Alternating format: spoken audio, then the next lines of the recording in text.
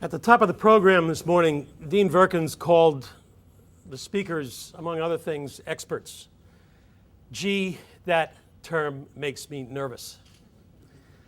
At very best, I think what I'm talking to you today about, I might be a know-it-all, but not an expert. And I'd like to tell you the difference between an expert and a know-it-all. You see, an expert knows it all. A know-it-all thinks he's an expert. At best, I'm a know-it-all, but I'm learning as I go, and I'd like to share with you what it is I've learned. In 2005, the New Jersey Association of Colleges and Employers asked me to address their spring conference and discuss what skills do our graduates need to get into their careers. Well, it seemed to me that was the wrong question to ask, because if we're fulfilling our responsibilities to the future, our question should be, what skill sets and responsibilities and sensibilities and perspectives should we be helping them develop, not to get to the beginning of their career, but to get through it and past it? Well, in 2005, a typical career was about 45 years, which led me to do a dazzling piece of mathematics. 45 plus 2005, 2050. I'm sure a lot of people were impressed with that. So the question then became, if we're going to be preparing others, and ourselves for that matter, for the year 2050, what is 2050 going to look like? And so I began an exhaustive process, which is still going on, to ask about the world in 2050. What's it going to look like, and are you ready for it? So before I really get into that, I'm going to ask you two very quick questions. I have a third question for you later, but I'm going to ask you two very quick questions. Question number one. How many people in this room, if you'll raise your hands, have taken a course during your education called history? World history looks like 100% to me. Now, the second question, I'm going to ask you not to answer, because it's part facetious, it's part rhetorical, but it's part real. And that question is, how many of you have taken a course called The Future? Now, the reason I asked you not to answer, because the number of hands going up would have been the same anyway. We don't deal with the future as much as we deal with the past, and although we should deal with both, my talk today is going to be about moving our vision forward to 2050 and beyond. So there I was in 2005 beginning to look at the future. I can't do that all by myself. I've really got to get others' opinions, and so I began to reach out to dozens of thought leaders in the fields of education and science and religion and government and law enforcement and leisure and travel and all kinds of other things. And we started coming up with some very, very interesting observations. What we found most of all is the future is a very interesting place. And some of us even said if we'd have known it was that much of an interesting place, we'd have gone there a long time ago. So what I'd like to do right now is to take you on a quick 2.5 minute romp through the future as some of us have seen it, and then start to discuss what this means to us. And I want to do it through 5 prisms, lenses, filters, if you will, and they are within, way out, back down, gone, and but not forgotten. So let's take a look within for a second. And coming up in our lives very imminently, nanorobots will be patrolling our bloodstream looking for invaders, diseases, and be able to communicate that on a regular basis. Genome sequencing and gene splicing will not only improve the quality of our lives, it will lengthen the course of our lives as well. As a matter of fact, it's been posited that the first person to live to 150 has already been born. And I submit to you that the chances of that person being in this room are as good as that person being anywhere else in the world. 4 quadrillion connections in the human brain will all be mapped. The project has begun. And organ chips will make it unnecessary to do animal or human trials on drugs. Let's look way out for a second. You know, this is not news to anybody, that we will find life beyond Earth. As a matter of fact, there's some serious discussion going on now by leading chemists in the world who have analyzed data from Mars that says that life on Earth may have begun on Mars. So the next logical conclusion is, how soon will it be before we see a colony on Mars? We will also see a war fought in space. And I think there are 2 reasons for that. The first is the technology will be there, and the second, if we haven't figured out how to stop war here on Earth, how are we going to prevent it in space? Scientists will discover evidence of dark matter and probably be able to tell us how the universe began. And Voyager, which was launched in 1977 and has already logged 12 billion miles, will log another 12 billion, provided, of course, that the lease isn't up and we have to return the vehicle. Back down on Earth, vertical farming will become an urban occupation. And for the first generation since the Revolutionary War, we will increase the percentage of Americans involved in feeding America. Robots will be everywhere and quite affordable. Bridges will repair themselves. You will get on a plane in New York and fly to London in 2 hours. Garbage will be an enormous source of energy. Drones may be used to protect wildlife and endangered species. Additive printing, you know it as 3D printing, will change manufacturing like nothing since the Industrial Revolution. You will live in extremely smart homes. Digital ants will patrol cyberspace looking for threats. And we will measure our information in zettabytes. That's a 1 with 21 zeros at the end. You impressed with your 32 gig flash drive? Things that we take for granted that we use every day are going to be gone forever, like eyeglasses and batteries and credit cards and keys and gasoline and oil, not olive. Telephone poles, hooray!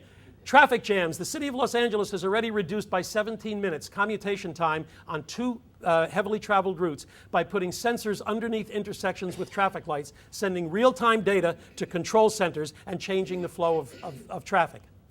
Language barriers. You'll be able to pick up your smartphone, call your cousin in Greece, speak in English, and have your cousin hear your voice in perfect Greek. Passwords, they're almost gone already. And hopefully, we'll also see the disappearance of AIDS and cancer. This is the world that we're looking at. Without things that are ominous like AIDS and cancer, without things that are just ubiquitous like credit cards and keys. This is a world we have to consider very creatively. And the last filter are things that are not forgotten. Imagine using DNA remnants from extinct species to resurrect them, to make them unextinct, and actually to rebalance the ecosystem. So now, here we have 5 lenses through which we can look at the future with divergent predictions, if you want to call them that. But they all have one thing in common, whether they're inside, way out, or whatever. They all have one thing in common. And what they have in common, and this is what may surprise you and wake you up, is this, that these are not in the future. These are all either in design or development stages right now. Many of them in great universities here in the States, many of them in technology and university centers all over the world. These are happening right now. And without being fully aware of them and thinking about these in new, creative ways, we're going to be unable to deal with them. By being more creative, we'll be able to deal with them. These are civilization changers. These are not just discoveries and inventions. Inventions are easy. There will be 1,000 apps developed for smartphones today. But I wouldn't call an app that lets you order your takeout Chinese food on the way home from work and pay for it and pick it up on your way from the train to your apartment a civilization changer. Civilization changers are structural. They change the way the world operates. Now, what's most interesting about the 20th and now the 21st century is they are becoming more frequent.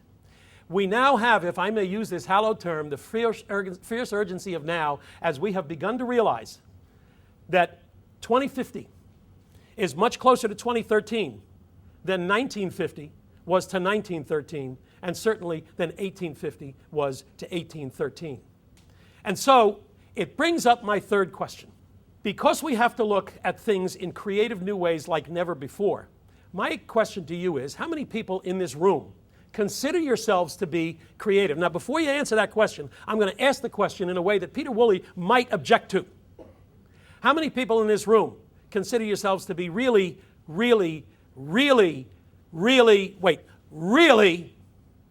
creative? That's what I was afraid of.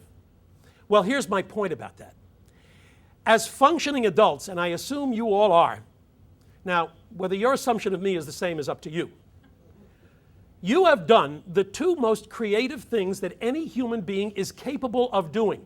And we're not talking about Stravinsky writing Rite of Spring, or Einstein saying E indeed equals mc squared, or the Grateful Dead doing a 48-minute jam on Dark Star.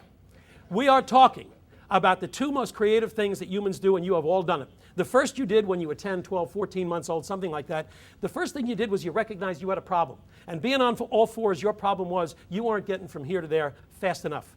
And so you also concluded that a problem needs a solution. And you engaged in figuring out the following formula: speed, acceleration, deceleration, depth perception, gravity, and whatever else. And you got up on your twos and you walked. You solved your problem. Nobody told you to do it. Nobody gave you an instruction book. You did it. How creative is that? And then a few months later, you did something even more wildly creative. You talked. You used language to represent either physical objects like mommy, daddy, ball, dog, food, but also concepts like love and hate and fear and God and justice and time. The human being never does anything more creative than those two things. Now, how many people in this room would consider calling yourselves creative? That's a whole lot better. So the are you creative question is one that I think you should engage in quite often. Now, that brings me to my axiom. Right? And the axiom that I want to present to you is that creativity is the only sustainable asset that anyone or any nation or any organization will ever again have. It is the only sustainable asset. Now, for today's purposes, I'm calling that Amdur's axiom, not because I want my name up there, because as I was writing the word axiom, I remembered my geometry teacher, who used to think that if I had mistakenly gone to French instead of geometry, it would have taken me a half an hour to figure out I was in the wrong room. So for Mr. whatever your name was, because I forgot, I do know what an axiom is, and this is mine. So why is creativity so important now? Haven't we had it all along? Haven't we invented things? Haven't we changed civilization? Yes, we have.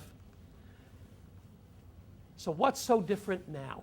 And the answer to that question is, if you take a look at the centuries that have passed us, the 6 centuries that have passed us, they all have their identifiers, major civilization changers, all the way up through the 20th. WWW, the fastest and farthest reaching advance that humans have ever made.